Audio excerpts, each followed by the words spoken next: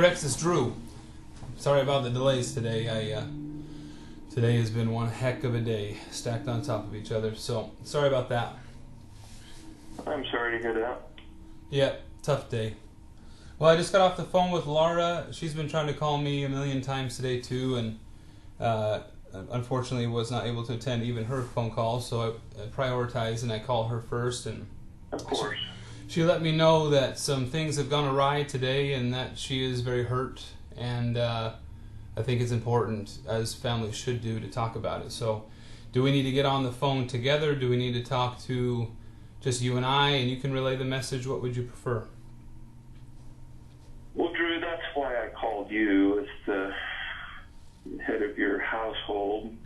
I was only going to ask you why we weren't invited to Pierce's very important, I mean, it is to us, extremely important receiving the Aaronic priesthood.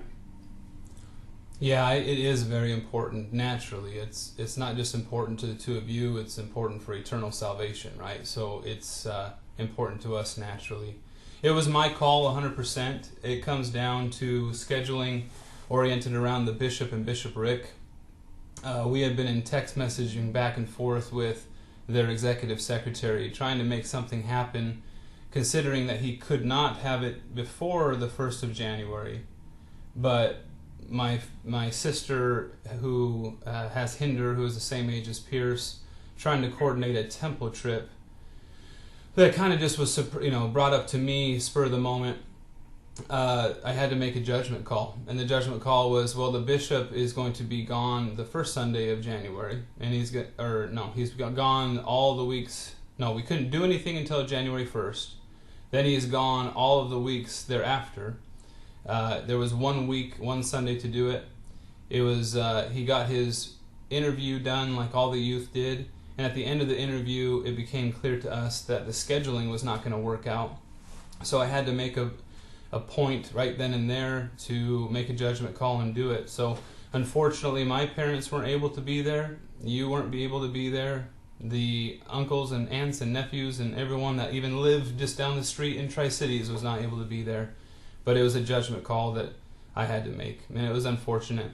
Then the busyness of life is such that we haven't been able to even talk to my parents or you about the fact that we had to make that judgment call, and I can see why that would be so frustrating to hear about it secondhand, or I don't even know how this came to light, honestly. Maybe it was through text messaging or something with the ladies, I don't know. But it was a judgment call that I had to make, so if there's any frustration necessary or merited here, it needs to be directed towards me.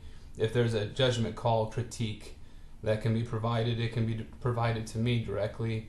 I know Laura has provided to me the text messaging that has been going on, and I'm not pleased with the way in which my wife is being talked to. I don't think that that's any place for a 35-year-old woman who's had 5 children and is an active contributor to society and the church to be talked to that way. And I think she's deserving of an apology as soon as possible, and I think that needs to happen soon. I don't like that at all. This is our family. This is our kids. We can make the choices as we see fit. But it's important to include, because you're a loving grandparents. That's what grandparents' role is to support and be a part of this. And again, it was my call, and if you disagree with that call, I wholeheartedly always welcome the critique around it. But there was no other choice. If we were going to meet that temple trip that was brought to me suddenly, I had to make that choice. So it's an unfortunate series of events. We really do apologize for the way it had to be carried out, because it's very important. My son didn't see it as just a casual event. We talked about it at great length. He and I had a personal priesthood interview before, talked about how it was going to go. It was treated very warmly, and the bishop made it feel very special, but it didn't follow the traditional sense of a lot of family members being there, which is sad in some respect, but my conscience is clean regarding the decision, because it had to be that way. Unless we were to tell a family member who lives 5 hours away that we need you to reschedule your temple and come back later, or let's not do it then because we want to make this more special with more family members being present. But the ordinance is just as valid with 2 people there than with 6 people there. That's my point. In theory, I know nothing about what's happened here other than what I've just been told over the past 43 minutes.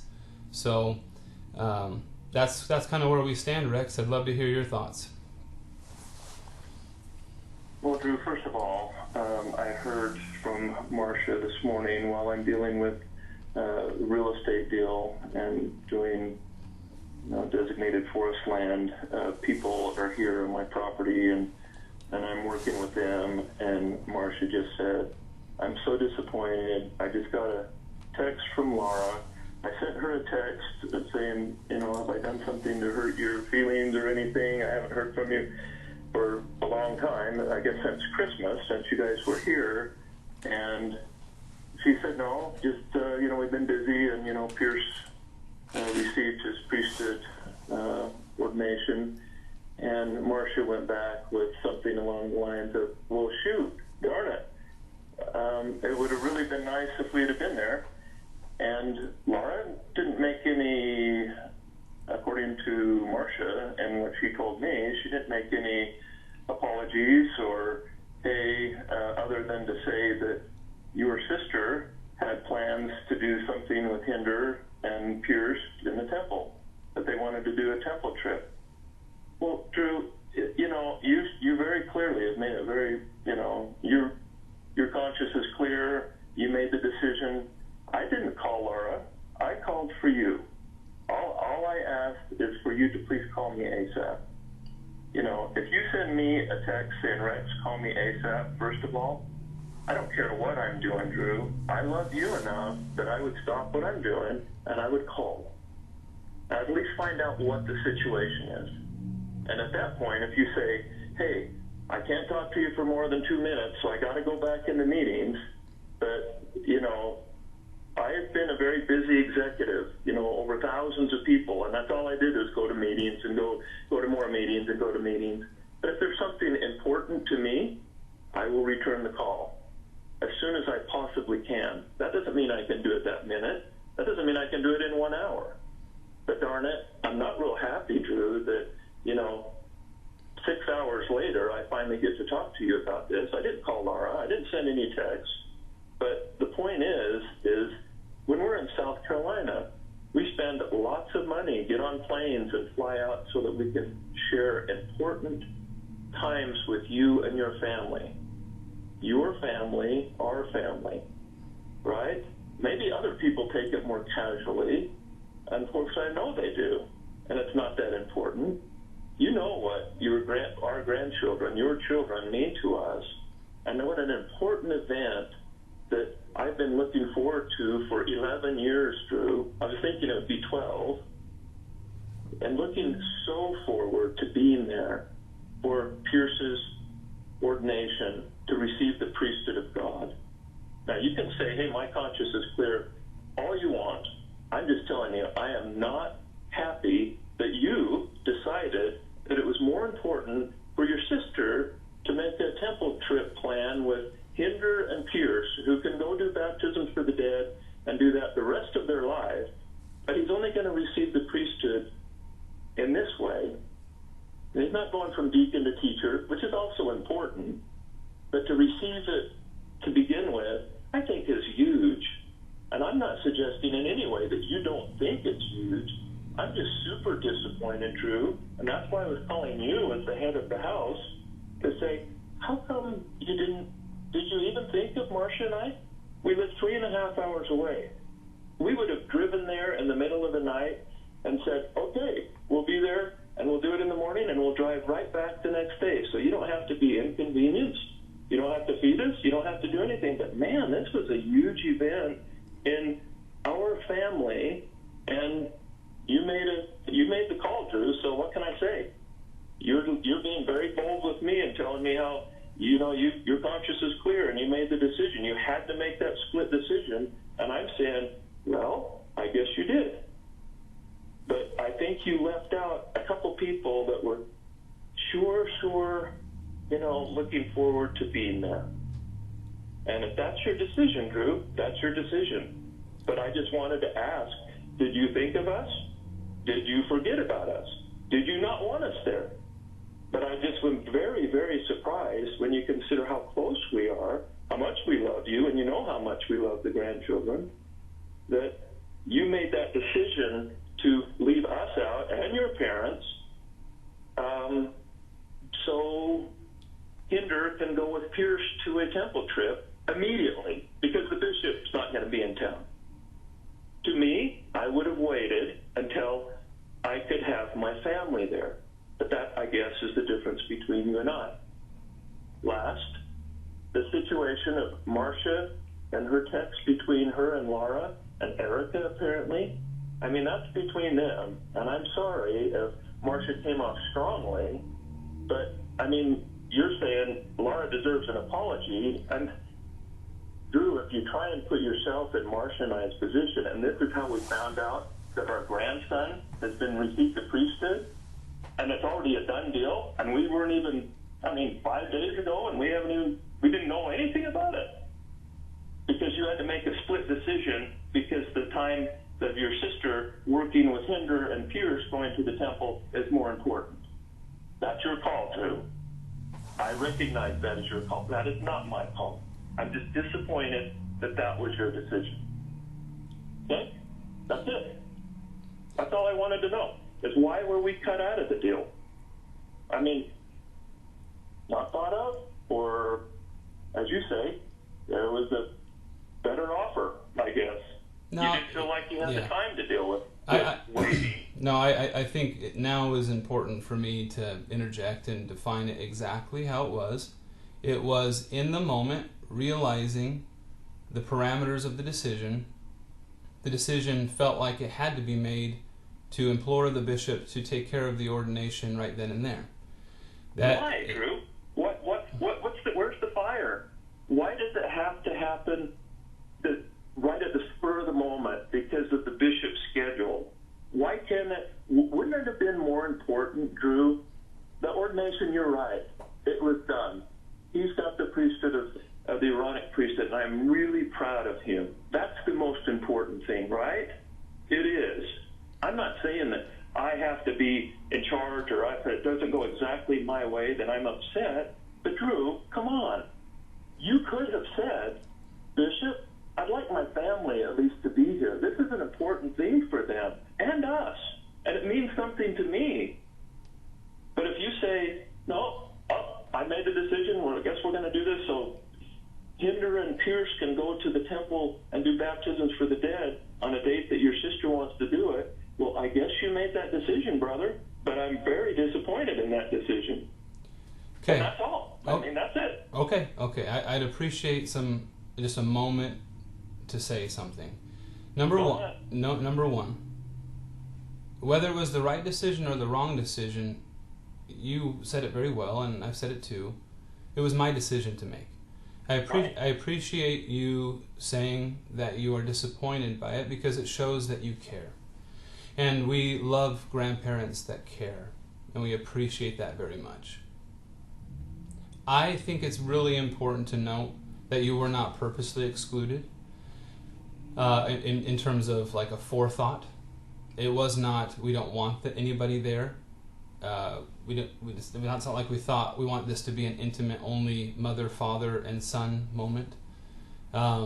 It was simply practical and logistical. And I think right now in our lives with 5 children, work, commitments, both church and personal, and everything that's going on, we're in an incredibly busy time of life. And sometimes the decision has to be made based off of logistics. Also, the way in which my mind is programmed, which is opposite and different than the way you and Marcia are, which I recognize, is that, and you don't know the Blazards, but if you did, you would fully understand and probably sympathize with the way that our brains are structured. Meaning, I'm not going to inconvenience somebody to drive 4.5 hours for something that all of a sudden I'm realizing we have a 36-hour window before the bishop's gone. to do this. So I'm going to push to get this done so that it can be done. And then we can celebrate in a different fashion. Then life has gotten away from us, incredibly busy, as you can see today. You levied kind of a very strong and asserted a very strong accusation that I could have stepped out and called you. You obviously needed much more than 2 minutes, Rex. Much more than 2 minutes. And my thought process was, I want to devote the time to talk through stuff. If he's calling an urgent item that isn't life-threatening, or he would have said that, I literally had every second scheduled with customers because it's the winter time and it's closing deadline dates.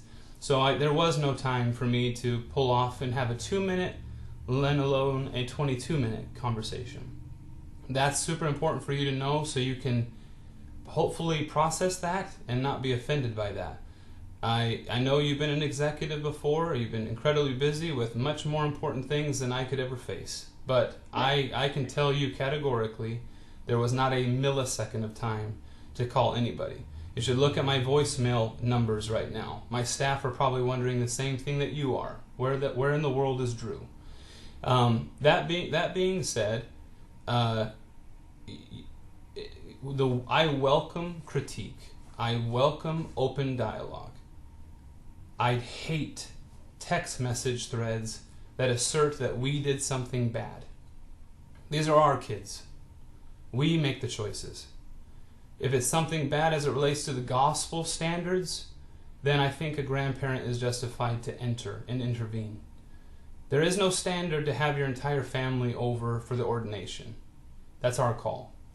To say that we did something bad is not true.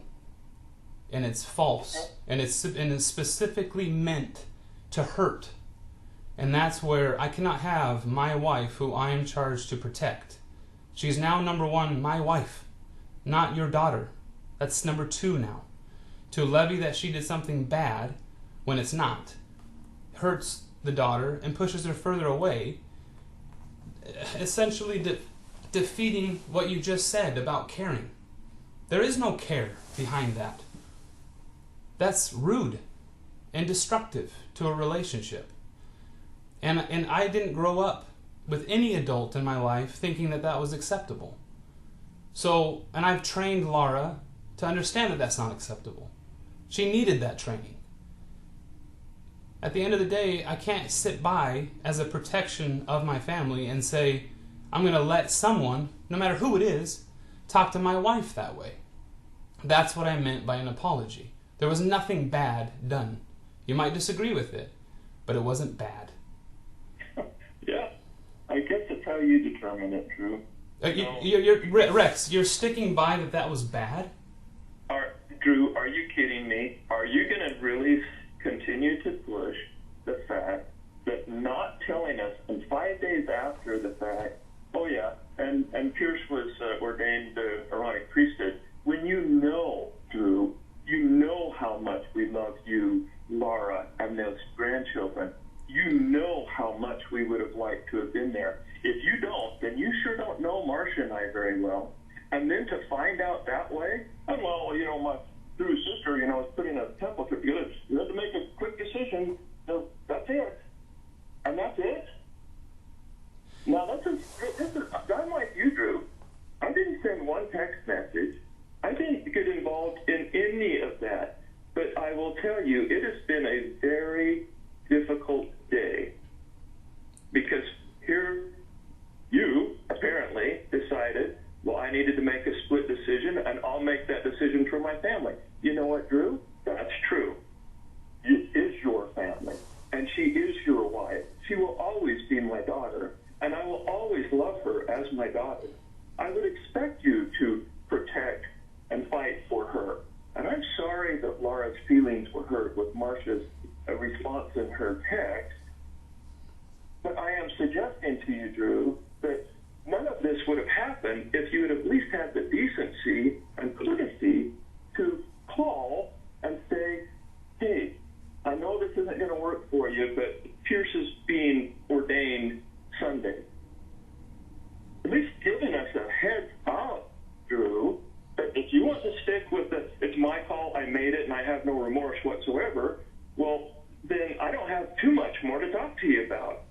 Yeah. I don't cut people off. I don't sit there and say, well, I hate your guts.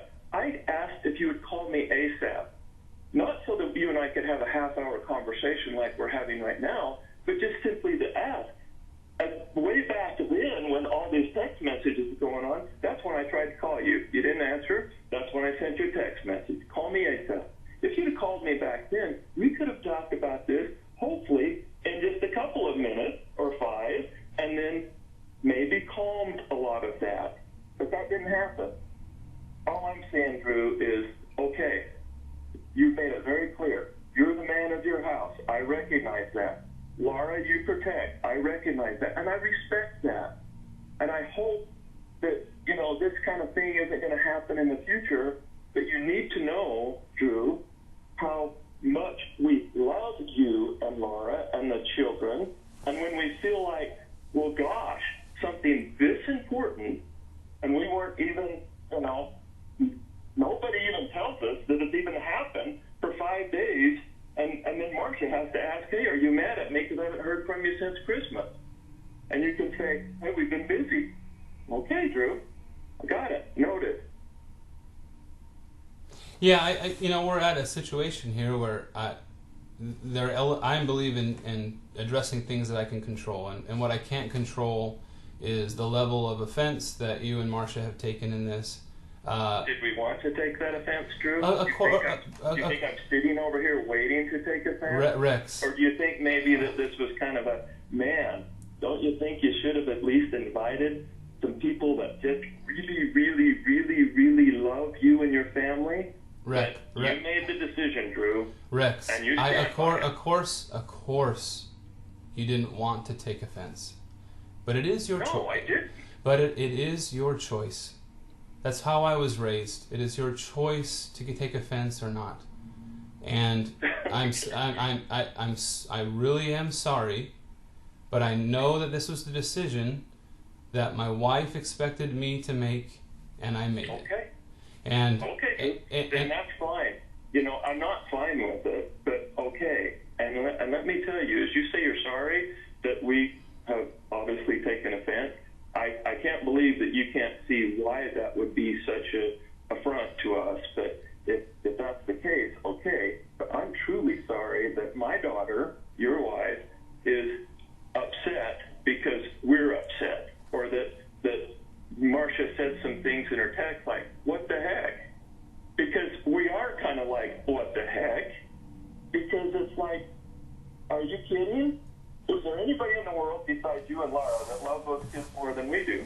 And I'm not trying to compare us to your mom and dad. I absolutely think maybe an invitation to them. At least give them the opportunity. At least give us the opportunity, Drew. I mean, if you would have said, I know you probably can't make it, but tomorrow morning at 8 o'clock we're going to be doing this, I would drive through the night to be there, Drew. Because it's that important to me to be standing in a circle with you as his grandfather. I'm not trying to take charge of your family. I'm trying to support and love your family. And Marcia just wanted to be there and be included. That's it. Don't read more into it than, oh man, we must just be really in a bad mood today. We were just fine until we heard this, and then it's like, well gosh, that's not just disappointing. That is super frustrating. Yeah. The way that I have been raised and I'm wired is I don't know how to take offense to things. I don't do it. And I control what I can control, and I do what I do, and it has been a great learning curve to be married to Laura, who does take offense to things, to learn why people take offense psychologically and all those sorts of things. And it is around passion, and it is around caring, and it is around a focused thing that's a priority for one person but might not be perceived as a priority by others. All of those things. But the fact remains that we can control what we can control. At the very beginning of my statement, I said, I can see, I'll quote, I can see what you guys are saying. Without knowing the context of the full story, it just looks like you weren't invited. And that would be really hurtsome. But what I expected was What I fully expected was, we have a relationship of such that after I explained the criteria of why, that this would end. And that's not happening. So now I'm confused, because it violates my conscience a little bit to continue to be lectured over something that I have explained within my jurisdiction of why it had to be done. That's what's difficult for me to understand. But well, Drew, I don't intend to. I'm not the guy who sends a bunch of emails and texts, and I like talking with people. I'd rather talk to you face to face, man to man. I'm just saying it is very hurtful for people who love your children as much as we do and want to be a part of important things in their lives. You made a snap decision that this is what you had to do, and Drew, your call, your children, you did it. I'm just saying, gosh, not to even be discussed at any point and find out this way 5 days afterward. You can tell me all day long that this is not how you were raised, et cetera, but I hope you can dig down deep and realize that had you even felt like you had to do that, which you said you have, at what point were you going to tell me, hey, Rex, Pierce has already received the Aaronic priesthood? At what point, Drew, or you just think it's that's the part, Rex, that I really do agree. Laura and I talked about that. Laura was in charge of the PR side of our family, and she fell through on that and didn't accomplish that. That right there is what could have happened. What I cannot accept with the facts that remain is while we were sitting there through the interview, he was not going to receive the priesthood. He was sitting through the interview to go through that. Then it became crystal clear, oh wait, Bishop, you're gone. Oh wait, you're intending to do it after you get back. Oh wait, we have a temple trip. Oh wait, how can we get this done? Bishop, are you willing to do it now? Sure, let's do it. Okay, wow, man, there's no one here. They even looked at us and said, there's no family members here. Are you okay with that? Laura and I looked at each other and I said, this is tough, but I don't see any other way around it. Okay, Bishop, I'm sorry, we're going to have to do it right now. We'll have a good conversation thereafter with family members. Life got away from us very fast. I have not talked to my parents, frankly. I've talked to my parents a lot, actually, but no other context or principles, points of reference mattered, because my dad has just received diagnosis that his body is riddled with cancer and tumors from his neck, from his jawline down to his thighs, and so we couldn't talk. We've talked to him a lot, but we haven't been able to talk to him about any other things other than this. So what we're even discussing. That's the part that is absolutely true. Is that Sunday? Well, I'm sorry. I'm so sorry to hear about your father. Yeah. And that would certainly take my mind off the game. Yeah. I'm so sorry to hear that. We love you, Drew. Yeah. We love Laura. We love each of those children. We fly all the way across country and do all that we can just so we can be there, just so we can be included and be a part of it, right? Yeah. It's just a slap in the face when you don't even get an invite, and then it's days after you find out it's already happened, and then you're told so casually. Yeah. Drew, that is the problem. I'm sorry if you can't grasp it, that No. we could possibly be offended by something like this, but I'm telling you, I guess when you do love people so much, and then this kind of thing happens, you just think, gosh, I would have at least appreciated a phone call to at least been given the opportunity. Now, if you say you're sitting there in the office and we got to do it right this minute, obviously 3.5 hour drive, we're not going to get there in 3.5 hours. So I get that.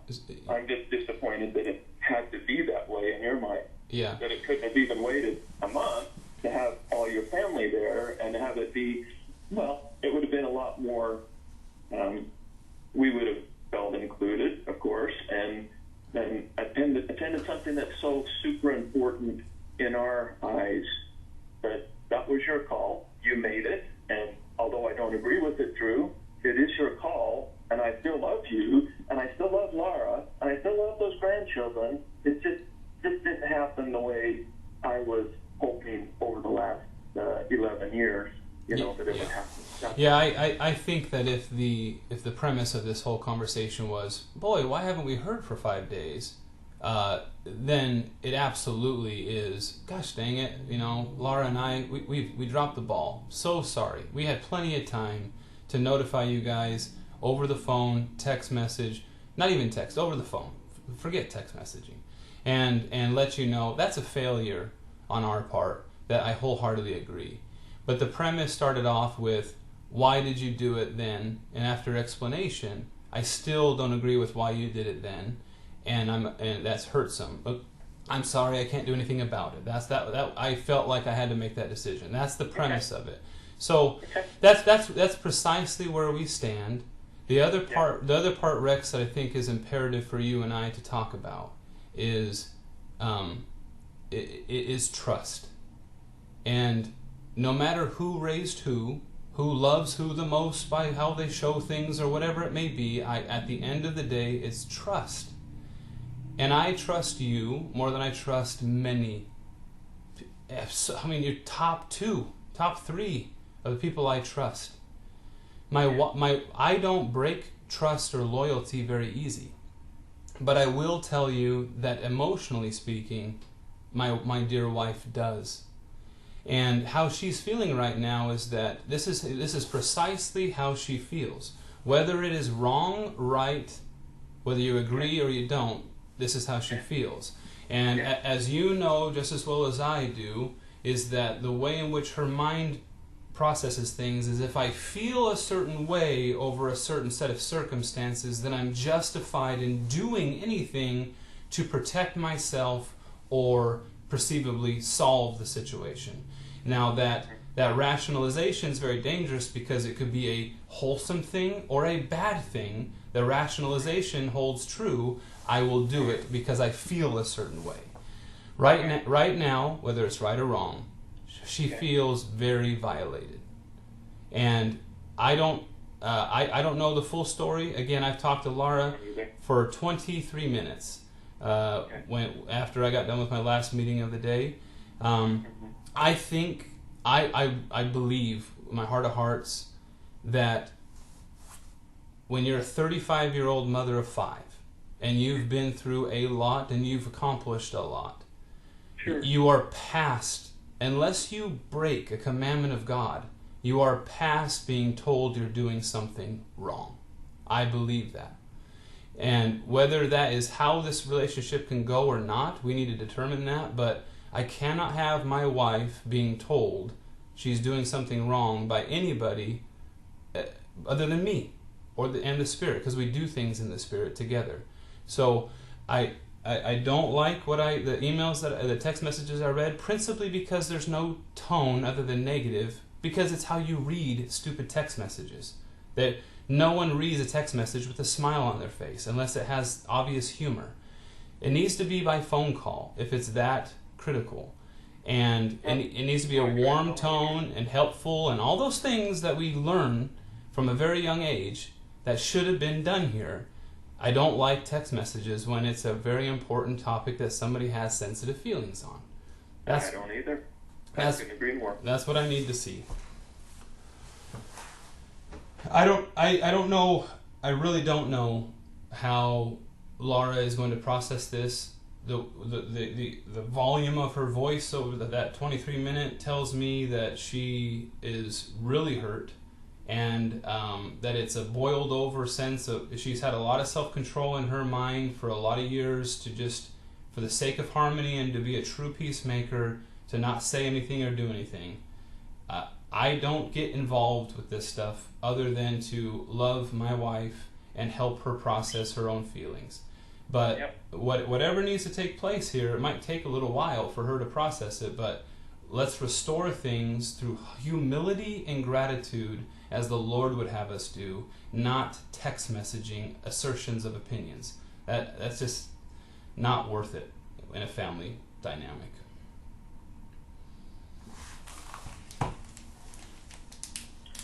Drew, I would agree with you completely about the text messaging, emails. I'm not a big fan. There's a place for it, right? Get a message across real quick.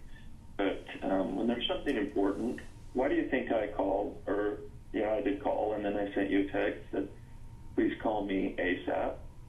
Because I like to take care of things, and this was something that not just casual. This isn't just a, wow, having a bad day kind of situation. This is, we weren't invited, and we didn't even find out about it until 5 days afterwards, and this is how we found out about it. Now, you've already explained to me all the rationale of why, and that, you had some PR plans of informing family that it already happened, and here's why, but that didn't take place. I love Laura. I know Laura's strengths and her weaknesses. Unfortunately, I think Marcia was just reaching for what is going on. How come we weren't even invited and getting nothing, right? So, when you say you can't have anyone telling Laura she's done anything wrong because she's a 35-year-old woman with 5 kids, I'm saying she's still our daughter, and that doesn't give anyone license to treat someone poorly, Drew, and I'm not suggesting that. And I don't know everything that was said in these text messages. I wasn't involved in any of them. All I know is Marcia suggested to me that this is how she found out. She told me, and of course I was very disappointed. But some may not quite understand that. And that's okay, I guess. It's just, we've spent a lifetime trying to build love and whatnot in our family and be there for important things. And this didn't happen. And there was, it just seems like either we were not thought of or we were intentionally left out. I mean, that's the only two possible ways, right? Unless, as you say, you had this spur of the moment, you felt like you had to make that decision. But to even go all this time and not hear a thing about it, it's like, where do we really rack and stack in your priorities? Where we put you guys so high in our lives and priorities, and it's like we're not even talked to about something so, what we consider so very, very important.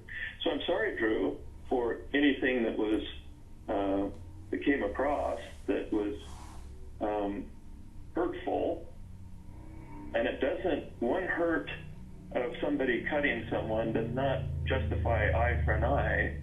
But sometimes when somebody is hurt, obviously the other person maybe doesn't react so rationally, and that's where we're human and we make mistakes. But I'm sorry that Laura, who I love dearly, and I know Marcia loves dearly, you guys were just here for Christmas. We did everything we could to make it the best Christmas possible. We had a blast with you, other than you getting sick, and then of course we got your sickness, which wasn't fun, but that's kind of what we do, right? We get together and we oftentimes pick up what you've got, or the kids. But darn it, Drew, this one was a real slap in the face. And all I wanted to do was talk to you about what happened. What did we do to not deserve to get an invite to come? Yeah, I need you to believe me on two fronts. Number one, I'm eating my first food of the day right now, which is a packet of Skittles. I had no lunch appointment. I had no breakfast appointment. It's been going since 6:45. Every moment of the day.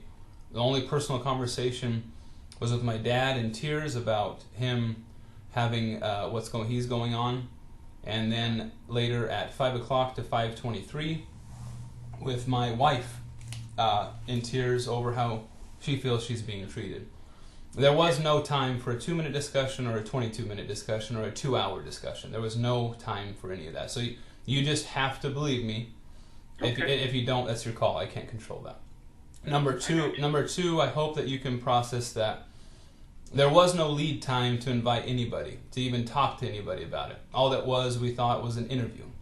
In the interview, I had to make the decision, which I made And although it's a very disappointing decision, we would have loved to have family members there too to make my boy feel even more special with the circumstance. It couldn't be done. If we were going to accomplish the family obligation oriented around my sister's wedding reception that is bringing family members over, and a part of that is this temple trip. So we made the best decision we could with the limited amount of time we could. Your level and Marsha's level of care to want to be there means a ton to us, and it is a special moment, and we're very sorry that it didn't pan out the way it traditionally does within our church and our family. So sorry, we're very sorry about that. I think, I can't help but challenge this entire family to say, if the text message would have been the following: "Oh, good job, Pierce. We absolutely love him. So proud that he made that decision. Is there any way that you could invite us next time? We would love to be there." You would get the exact same outcome of being invited to the next one categorically, without any of this crazy mess. Now, if you need an outlet to get your feelings heard about how hurt you are, I think there's a different context in which that can be done, which we've talked about now. It's over the phone, it's not text message. But it's the very thing that I've had to train and teach Laura. It's not about the moment, it's about the outcome. And if the outcome can be the same, without killing everyone with hurtful whatever, then let's do the first. And let's talk about processing constructive feedback in a very different context. I hope this family can do that in the future, because that would have forestalled a lot of hurt, I think. Drew, I didn't think we were at a point in our relationship that we would need to say, "Good job, Pierce. We're proud of you." Of course we are. And hopefully we'll get invited in the near future to any other very, very important family events. I didn't think we would need to say that. Again, Drew, I didn't send any text messages. I didn't send any emails. I wanted to talk to you. I didn't even call Laura. I didn't send Laura a text. I wanted to talk with you. I just wanted to ask you. Yep, well said. Well done. How come we weren't invited, and why are we finding out this in this manner? That's all. And I know it's not an easy outcome. What you've described, you're suggesting to me that Pierce's interview, and then he was interviewed, and then you did the ordination right then. Yep, in the same room. Mm-hmm. Yep, and that's your call, Drew, and I respect that as your call. I'm just disappointed the way it all went down. That's all, and I'm not flaming at the mouth and saying you guys are evil and I'm never going to talk to you again. I'm just wanting to know from you why we didn't get an invitation. Well, you've more than explained that. I got it. I may not agree with you, Drew, but I do love and appreciate you and Laura and our grandchildren, and I fully respect that you're the head of your family. I'm not trying to be. And I don't believe Marcia was intending to poke Laura in the eye and make her feel like she's less than the woman that she is. We've just been slapped in the face big time. I mean, I don't remember when I've been feeling so hurt. And you say, well, Rex, that's a personal choice. You didn't have to be. It's just, that's pretty important to us, Drew. I mean, that's, like I say, if we were still in South Carolina, we would have bought tickets. We would have spent thousands of dollars to fly coast to coast so we could have been there, like we've done on multiple other family occasions. But you made that call. That's a done deal. We are very proud of Pierce. That's super, super important. And yes, the most important thing is he is an Aaronic priesthood holder. I'm so proud of him. But you've got to know, Drew, just how much we want to be a part of your life and be at important events. I mean, I can't imagine how you might feel if we had some special event and we just invited Mike and Erica and just left you guys out. And then days later, you find went through the most bizarre way, and nobody's apologizing. I mean, nobody's saying, oh, I'm so sorry that we didn't call you, or we didn't even tell you why we didn't do this. All we're left to think is, well, what in the world did we do to not even warrant an invitation? That's all. Right? To summarize, the 5-day wait period, not acceptable. That's not how families work.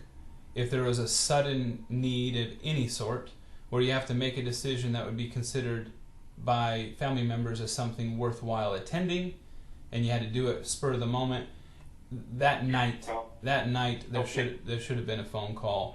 So Drew, I hope you can understand that this is not a normal circumstance.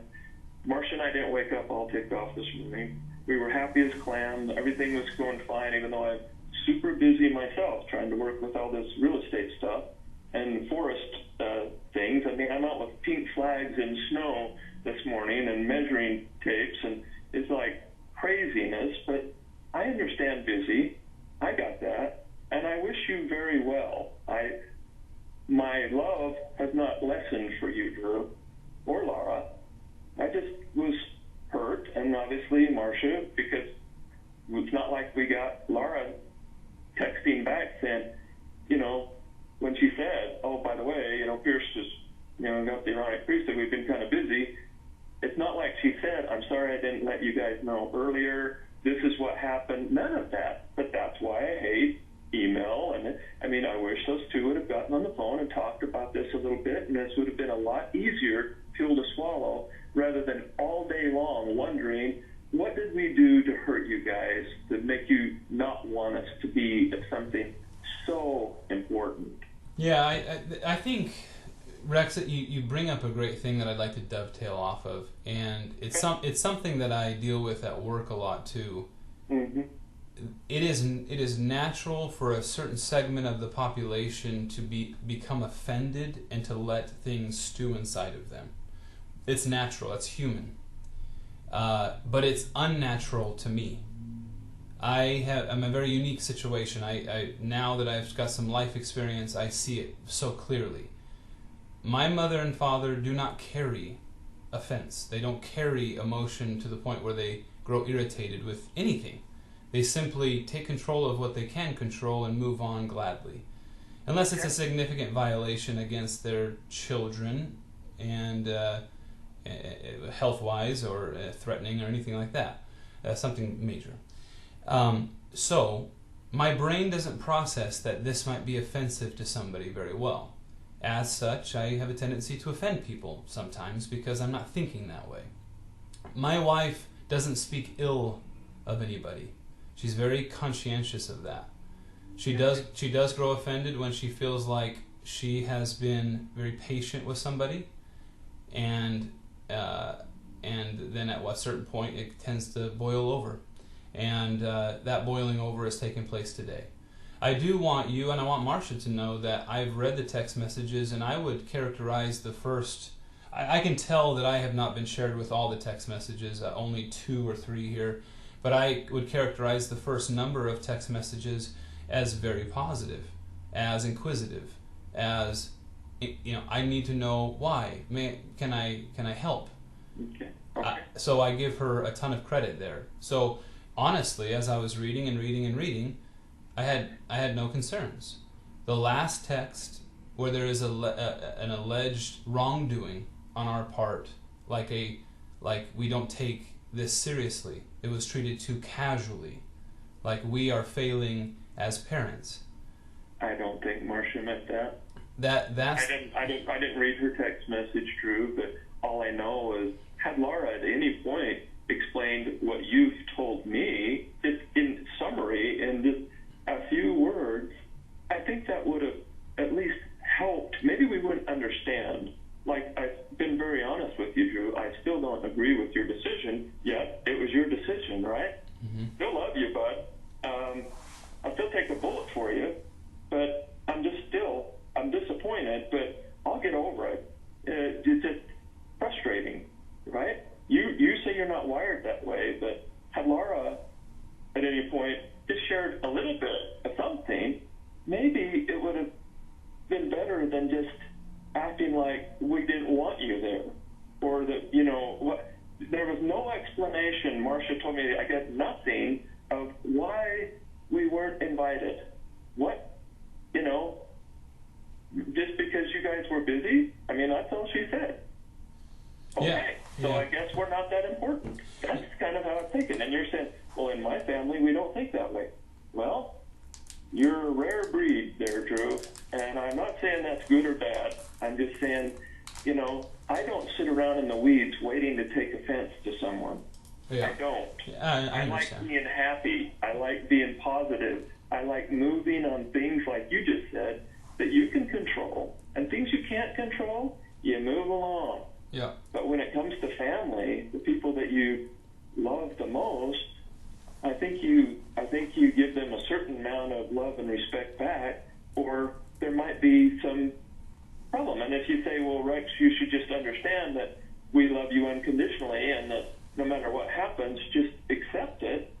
Well, it would have been nice to at least get an explanation like you're doing with me now, Drew. Just something. You made a decision. I may not agree with you, Drew, but darn it, you made that decision. And I got it now, okay? Yeah, without a doubt. That makes sense to me. Now, you talk about schedules. I've got a business client calling me right now that I got to let you go. But okay. I do appreciate you calling, Drew, and I do appreciate you sharing with me what's going on. I'm sorry that this all worked out this way. Please pass on to my daughter that both her mother and I love her deeply, and that we're sorry if we've caused her any pain. But under these circumstances, it doesn't justify anyone hurting her. I don't think that was intentional. It's just she never got any explanation of what did we do to deserve not being at something that would be so important to us. Yep. That's all. Yep. Okay? Yep, makes sense. Okay. Anyway, I've missed the call. I'm going to call the guy right back, but I love you, Drew. Okay, love you. And I do appreciate you. And nothing's changed other than this has just been kind of a rough day. You bet. Thank you, Rex. Okay? Appreciate it. You take care, man. See you. You too. Bye.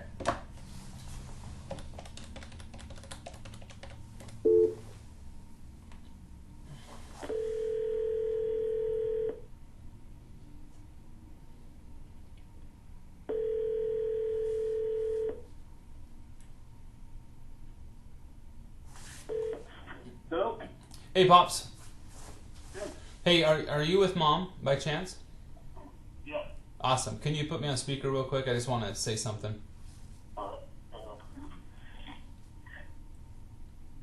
Okay. Hey, Mama. Hey, buddy. Hey, I'm so sorry to interrupt your evening. It's nothing huge. I don't want you guys to get worried. I wanted to apologize to you and explain. On Sunday, we recognized that Pierce had an interview for a limited use temple recommend and the Aaronic Priesthood. And then during that meeting, we realized that the bishop was going to be gone before and after the timing. The timing was going to be impossible for us to get him the Aaronic Priesthood and a limited use temple recommend.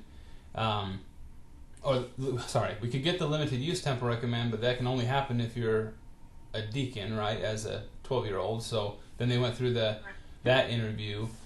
And as Laura was explaining to me, we realized that if we don't just get the Aaronic Priesthood today and do it right now, he's not going to be able to get it, and we're not going to be ready for him because of the bishop's schedule. We're not going to be ready for him to go into the temple with Hinder, during that weekend of the reception and stuff like that. So and we did a very ineffective job after making that split decision in explaining or announcing to you as his grandparents that he, got the Aaronic Priesthood and passed the interview, or so to speak, right, and what have you. And we understand that you two would have wanted to be a part of that and if you could have, and we know that you would have made the trip if you could have. So we humbly apologize for just doing this in a very atypical fashion, and what probably looks like a more casual fashion than what it should be. Okay. You know. No, don't worry. Yeah, it's all right. Don't worry about it. Of course we would have loved to have been there, but more importantly, we're grateful that it got done so he can go into the temple with Hinder on the 18th. That'll be great. That's the problem that's going to be for us, is to get to that because of the reception. Maybe Dad could come, I don't know, but I need to hang out here and make sure everything's ready. Totally. Yep. It makes sense. So, yeah, and maybe we'll have the kids go to Destin's during the reception, just so there's going to be a lot of adults here Yeah. Yeah. You know, maybe they can hang out there after they eat. So I'm sorry about that. But there'll be other times, you know, that we can all be in the temple together. That's so great. Olivia made, as you know, in the bigger school districts here, these kids at a very young age are exposed to being cut, right, from teams, and you know, from a very early age you're unable to participate. And Olivia, you know, she has the desire to be great, but she lacks the oomph to be great. It reminds me of her old man. And I, you know, she was very worried about not making the team, but not only did she make the team, but she made a team on basketball. So that's a pretty, Great. We articulated to her that, you know, oftentimes these coaches don't look at skill right now, but look at skill potential, and you've got a long way to go, little Missy. You got to start practicing and get aggressive and try harder. She just has a lot of finesse, right? She's tall, skinny, with limited muscle, skeletal muscle. She's getting pushed around easy and kind of doesn't want to hurt anybody's feelings and blah blah, right? So, yeah. Anyways, that's those are the two update things that I wanted to let you guys know about. Good. When did she play? Do you know? You know, the third day of tryouts was yesterday, so I don't have the basketball schedule, but we'll be better at sharing that basketball schedule for sure. Awesome. Yeah, good. That sounds great. Okay. Awesome. Thanks for yeah. You might want to come watch Coda one time just for fun too, just so she can watch us. That's a good idea. I like that. Post her schedule on one of those sites or whatever so I can see it, or just text me or whatever's easiest. Yeah. Tomorrow night she plays here in town, and then Saturday's in Colfax. So that's what this week is. But I can post it. Does she ever come down and play what is that school? Yeah, Tri-Cities Prep. We play them tomorrow, and then we probably go there. Okay. Have we already gone there? No, we play them at home tomorrow, but have we already gone down there? I don't know if we played more than once. I don't know. Sometimes we go down there, you know, Columbia Burbank, Tri-Cities Prep, but we might not anymore this year. We'll see. And those are typically non-league games, aren't they? Right. Yeah. Right. We already played Columbia Burbank. Okay. Well, yeah. First game of the season. Gotcha. Yeah. Well, tomorrow's not going to work, unfortunately. We have a commitment in the evening, but please let me know the schedule, and I think that's an awesome opportunity for her to see Dakota play. Yeah, just get excited about what's in the future. Yeah, I remember watching Eldon play with his, Dennis Rodman style cheetah print hair and making a layup and then dancing as a 7th grader, and that was kind of fun. So, yeah. Yeah, I think that's amazing. Okay, we'll let you know. Sounds good. Don't worry about it. Okay. Thanks. Bye-bye. Bye.